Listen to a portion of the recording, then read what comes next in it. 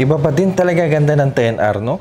Ngayong araw, pupuntahan natin ang bagong Kawasaki branch sa may Valenzuela at ngayon ko na lang din ulit mailalabas ang ZX-10R.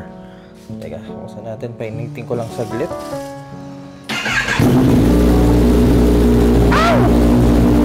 Tapos tara na.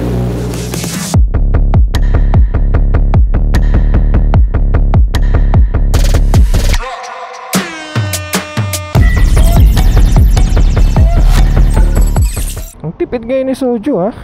Hindi ko kasi ginagamit eh. Ngayon na lang ulit eh.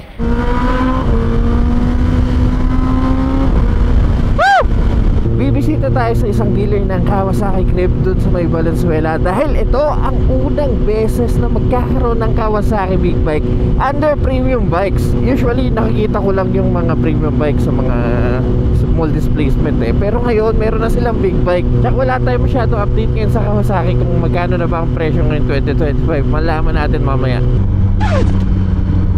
Kaya gumana ng cruise control ko. Uy, grabe yun. Short gaming. Ayaw mo gumana. Ano nangyari sa'yo? Oh, come on. Di ka lang ginamit. Nagtampo ka na. Kawasaki premium bike. Asan ka? Dito daw. Okay. Ano pala? Yeah.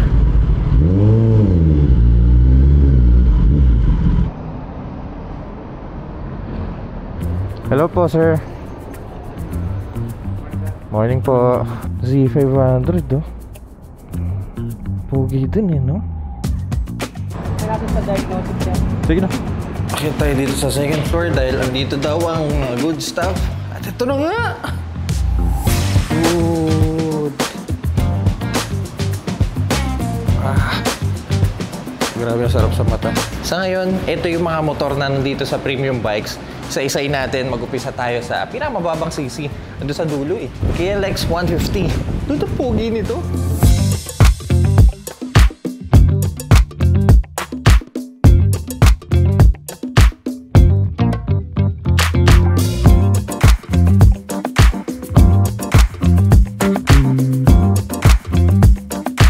This is a 150cc dual sport. Road legal po to. As you can see, mayroong headlight and turning light and also mga side mirror. Yung upuan niya medyo mahaba tsaka manipis eh. May katigasan to. Pero pagdating naman sa off-road trippings nyo, dude, ganito yung tsura ng taillight. Parang pwede tong i-add sa garahe natin ah. May mga nakikita kong bumibili nito, ginagawa nilang super motored setup. Ito pinapalitan nila to ng road tire. Kung gitignan. Teka nga, maupuan nga. Masubukan kung ano yung tsura dito. Ay! Uy! Mataas din ah. By the way, seat height nito ayon kay sir is 865mm. May kataasan pero ganun talaga. Dual sport eh. Pwede to ah. 150cc, hindi mukhang maliit. Pwede ba? Bagay ba? Okay, meron naman ditong KX 250.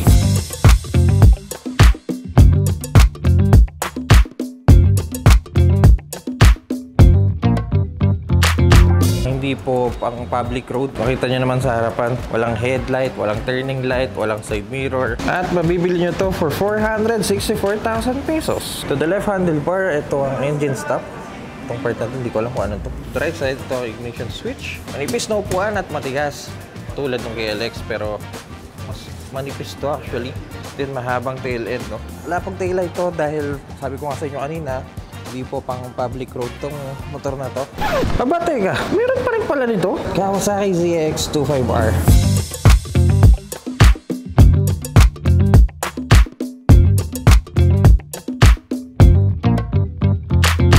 All this time, akala ko phase out na ang 25R dahil nga lumabas ang 4R. Eh, meron pa rin pala. Ito yung itsura ng cockpit nyo. Ganda, no? Actually, pagdating sa 250cc, ito na siguro ang pinakamagandang cockpit na nakita ko. Naka-TFT display, naka-golden show of fork, adjustable ang preloads, front suspension, to the left handlebar. Ito ang switch nyo. Loaded switch sa left handlebar. Sa kanan naman, this slide. Katulad ng ZX-10R ko. Nasa like button. Then, adjustable din ang brake lever. at clutch lever. Sarap, tignan nyo, ang bangus oh. Ram air intake sa gitna at headlight na kamukha ng mga ibang ZX series. By default, meron na din kasamang sliders. Actually, may review tayo sa 25R, so kung gusto nyo ng in-depth review dito sa motor na to, pumunta lang kayo sa channel. Makapal-kapal din yung main seat ha. Tapos manipis yung pillion seat. Yung rear tire, medyo may kaliitan lang. I think 150 to. Medyo matagal na panahon na simula nung huling nakasakay ako ng 25R. Ngayon na lang ulit. Baka bumalik yung pakiramdam eh.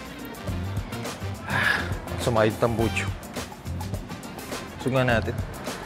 Well, yung pakiramdam niya, halos parehas sa ZX4R. Parang ganun din. Well, actually, same kahalag din naman to. Same fairing. Makina lang na iba. Anyway, this is the last unit na lang daw. Yung kila sir. Dahil tapos na tayo sa mga 250cc, meron naman dito dual sport na KX450. As you can see sa pangalan niya, 450cc to. Actually, halos katulad lang din to ng KX250. Mas malaki lang displacement nito. And also, may additional peso sign kayo dito. Pero syempre, mas malakas ang power nito. Mas masaya gamitin kapag nasa off-road na kayo. The left handlebar, halos ganun din katulad ng KX250. Ganun din sa kanan. Ang SRP po nito is 508,000 pesos. Pagdating sa 450cc ng Kawasaki, syempre, hindi mawawalang eliminator.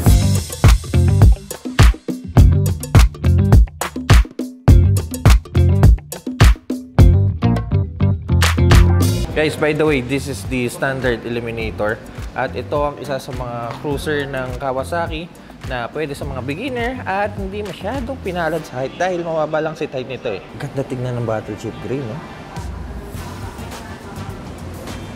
Parang pwede yung ganitong kulay eh. 2-cylinder engine to na naka-conventional ang crankshaft, 180 degree firing order. Naka-telescopic fork, round LED headlight na sturdy ang turning lights. Dash na naka-round display. Yan, simple lang. Pag bumibili kayo ng mga bagong motor ng Kawasaki, meron siyang abang sa harapan para sa mga plaka nyo. Dahil hindi naman natin gagamitin sa Pilipinas to, pwedeng baklasin to. Ayan, detornilyo lang naman yan eh. So, tanggalin nyo lang. To the left handlebar, ganito ang itsura niya. High beam and low beam. Hazard button, turning switch, busina, at passing light to the right. Kill switch at ignition switch lang. Ganun lang po kasimple. Kunting sa upuan, naka 2 pieces seat. Pwede nyo tanggalin yung pillion seat kung solo rider kayo at gusto nyo malinis tignan yung tail section ng eliminator. Bari ang tailhead ng eliminator. Again, kung gusto nyo ng review dito sa bike na to, mayroon po tayo sa channel. Makikisearch na lang. Baba talaga. Alam mo, pwede sa ito. Alam nyo mukha lang siyang maliit eh, pero once na nakasakay ka na dahil nga mababa yung seat height, biglang laki nung cockpit nyo eh. Tapos sama mo pa ng peanut tank. So for the standard version eliminator, mabibili nyo po to for 360,000 pesos. Pero kung gusto nyo mas magandang version, merong SE version nito. Andun no? Punta natin, teka. This is the SE version of the eliminator.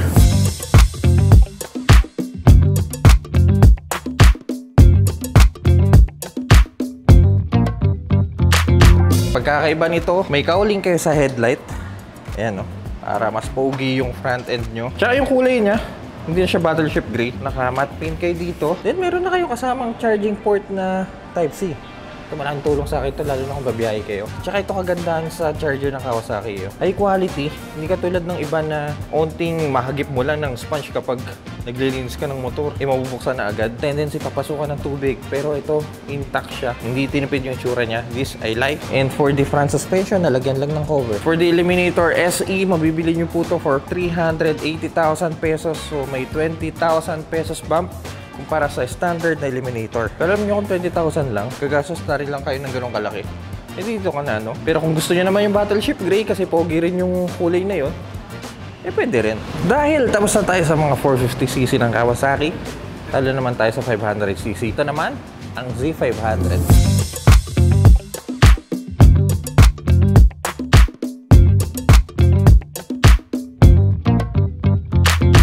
Kung naghahanap naman kayo ng mga beginner naked sport, isa to sa mga dapat pagpilian nyo kasi napaka-pogi nito. Tulad ng eliminator, gumagamit po ito ng 2-cylinder. Yan, halos parehas nga ng pagkakulma ng piping eh. Well, actually, this is the same engine as the eliminator, 450cc 500 pero same engine. Ang gulo, no? Pero dahil mas sumaba ang stroke nito, nagawa ng Kawasaki na gawing 500cc displacement. So yes, magkaiba ng numbers 450, 500, pero technically, same engine lang to. Braking system, magkaparehas lang din. Single disc na gumagamit ng 2-piston Nissin calipers, conventional forks, mabangis na headlight, pupulit na headlight, mukhang robot. Ito malamya itong turning light na to eh. Ito yung gusto ko eh. Pagdating sa dash, ganito ang itsura niya. By the way, this the standard Z500. Merong ulit SE version to or special edition. So doon naka-TFT display kayo, pero dito naka gantong klaseng dash kayo. Pero para sa akin okay na to eh. Once na umilaw to, hindi kasi na-activate, walang battery mga cutie pies, pasensya na. Pero once na nabuksan nyo to, maganda yung mga info na nalabas dito, yung mga animation, yung mga kulay. Maganda sa mata eh. Tail section na katulad ng Ninja 500, yung sport bike. Pero dito mukhang kailangan nyo ng radiator guard mga cutie pies. Hindi ko lang sure sa SE version kung may kasama ng radiator guard. Pero sa SE, naka-TFT na kayo tulad ng sinabi natin kanina at kung ano-ano pa. Lumit yung pakiramdam siya. Kumpara sa Eliminator. Dahil may naked bike, eh meron din sport bike. This is the Ninja 500.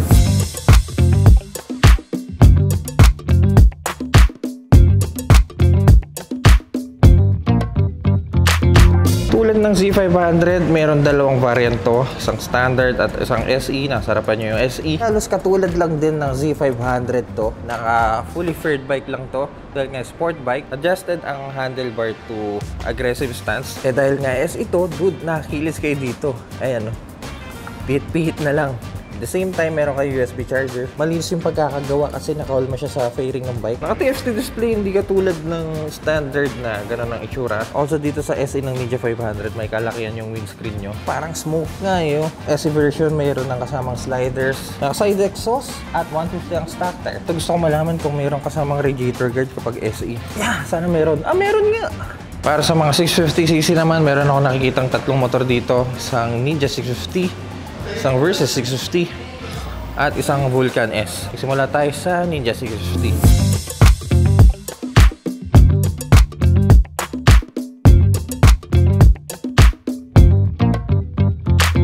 Guys, sa ngayon, ito ang kulay na mayroon ang Ninja 650 dito sa premium bikes. This is the 2023 Ninja 650. So you can see white, dash ng red, then mga gray fairings na. Sa mga nagtataka naman kung anong itsura ng 650 na naka 2025 fairing, ganito ang itsura niya, green. Katulad po ng Ninja 500, ito naman ay medyo nasa sport touring side dahil sa kataasan ng handlebar nito. At the same time, nasa sport bike aesthetic kayo. Front end, katulad ng mga Ninja series, ayan, ang ganyan itsura niya. Twin beam LED headlight na matangos ang ilong. Medyo may kababaan lang ang windscreen. May abang na naman kayo sa plaka oh. Tapos mahaba yung side mirror. Kapag ZX series, ayun, maikli lang yun. Pag Ninja, mahaba.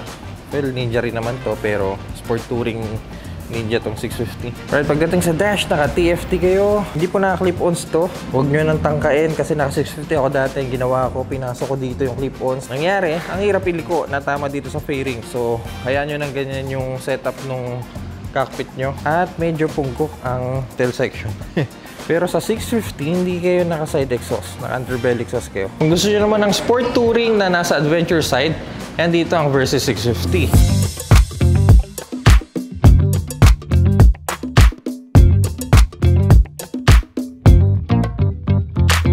Hindi pa pala tayo nakapag-review ng Versys, no? Front end, yan ang itsura niya. Mas sumaba yung beak niya dito sa baba. Ayan. Pero dito, naka-telescopic fork na kayo. Ninja 650 kasi conventional pa eh. Underbelly exhaust at rear tire na may 169 stock size. Per the dash, naka-TFT na kayo dito. Wala kang windscreen eh. Pero na-adjust ba yung windscreen ito?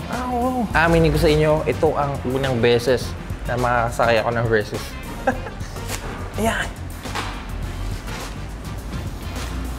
Uy, pwede to. Meron ba tayong charging port? Wala. Ayun, sobrang straight ng legs ko. Tiptoe nga ako. Guys, para sa mga adventure trip nyo na kahit pa paano nasa middleweight kayo, Versys 650, mabibili nyo po to for 509,000 pesos. Para naman sa mga mahilig sa cruiser, ito ang Vulcan S650.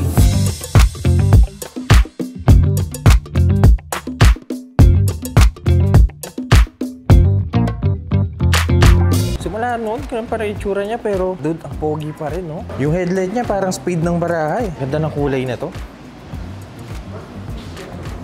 For the headlight, naalala ko hindi LED to. Yes, halogen pa to. Turning light bulb type pa.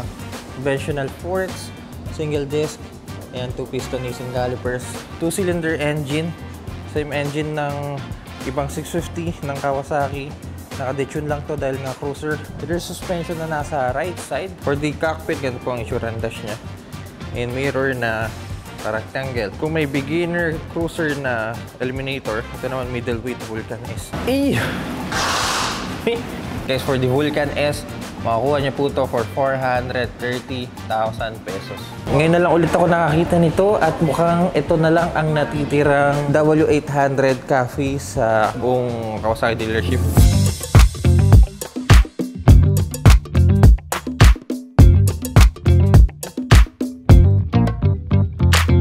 Pagdating sa W800, meron dalawang variant to. Isang street at cafe. Nasarap yung ngayon ang cafe. When you say cafe, and nakapasubsob ang handlebar nyo. Also yung cowling sa harap. Naka-LED din na rin pala to. Suspension, may cover kayo. Ganda ng dash, oh. Gusto ko yung ganitong handlebar nyo. Okay, sa dash na classic. Speedo at tachometer kayo. Tignan nyo yung grip nyo, oh.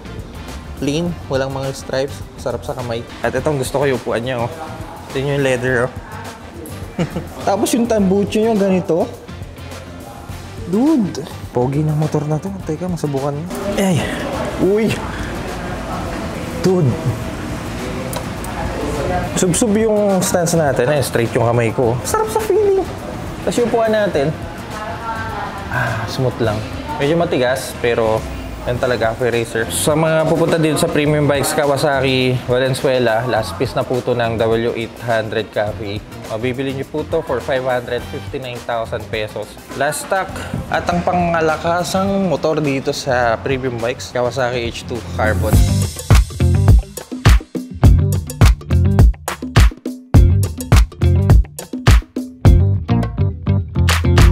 Bibili nyo for 1,855,000 pesos. Grabe yung detalye, no? Diyos ko. Isa natin dito sa front end. As you can see, carbon front end. Ayan. At may lining kayo ng green. Gusto ko yung lining ng green niya, simple lang. At may headlight kayo sa gitna na may pangil. Kung iniisip nyo dito yung headlight niya, hindi po. Cover itong nasa side na to. At intake naman yung nasa kaliwa ng bike. For the dash, dude! Guys, pasensya na, wala kasing battery ito, hindi ko mabubuksan, sayang. For the front suspension, full adjustable po ito. Meron na kayong steering damper as stock. Kinis ng kulay nyo. Itong kulay nga lang ng H2, sensitive to eh. Then naka-green frame kayo, angat na angat yung kulay niya. Supercharged engine, syempre. So, nasipol to sa bawat pika mo. Yun ang characteristic ng H2. Tail end niya, oh. Talim eh. Parang si Batman eh. Mahili pa sa unang upo. Ay, 1.8 H2. Ay. Malta ko na ba soju? Guys, kung kuha kayo ng H2 Carbon, meron po dito sa premium bikes for 1,855,000 pesos. Para naman sa mga motor na wala dito ngayon sa premium bikes Kawasaki Valenzuela, ilalagay po natin ngayon dito.